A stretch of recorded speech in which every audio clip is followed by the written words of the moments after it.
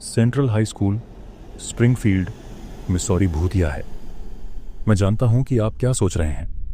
हर बच्चा कहता है कि उनका स्कूल भूतिया है, लेकिन मेरी कहानी अलग है। मैंने खुद इसे देखा है। सेंट्रल स्प्रिंगफील्ड का पहला हाई स्कूल था और उसका मूल ईंटों से बना भवन, जो अब कई नए विंग्स के साथ विस्तारित हो चुका है, अब भी खड़ा है। हमने सभी भूतिया कहानियां सुनी थीं, जिनमें यह कहा जाता था कि स्कूल के भवनों को जोड़ने वाली स्टीम टनल्स थीं और लटकाने की कथाएं थीं। लेकिन जो सबसे डरावनी कहानी थी, वह थी उस खतरनाक प्रिंसिपल की जो परेशान छात्रों को डंडे से मार डालता था।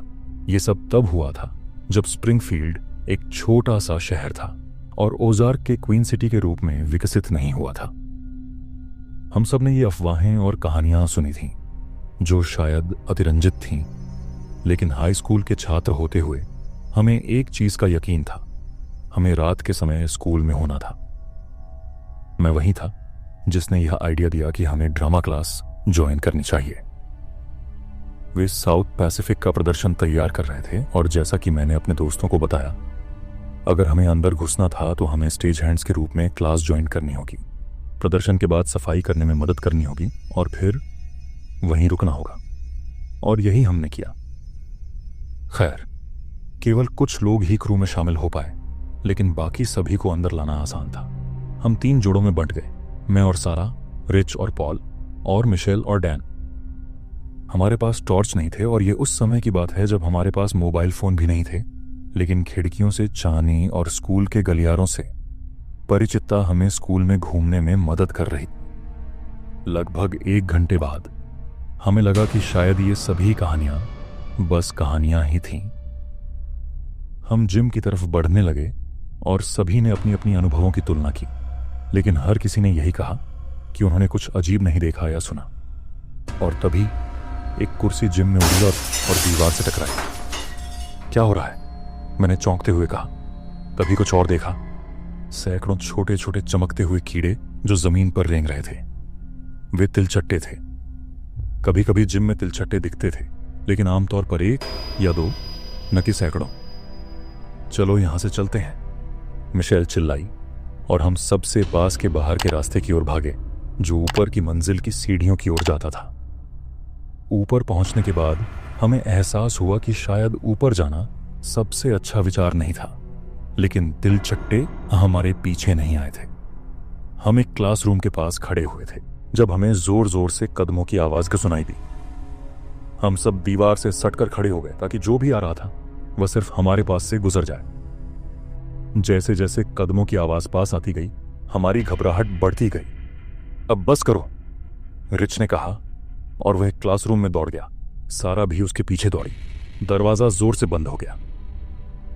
लड़कों, मैंने आवाज दी और तभी मैंने देखा कि कदमों की आवाज अचानक बंद हो गई थी।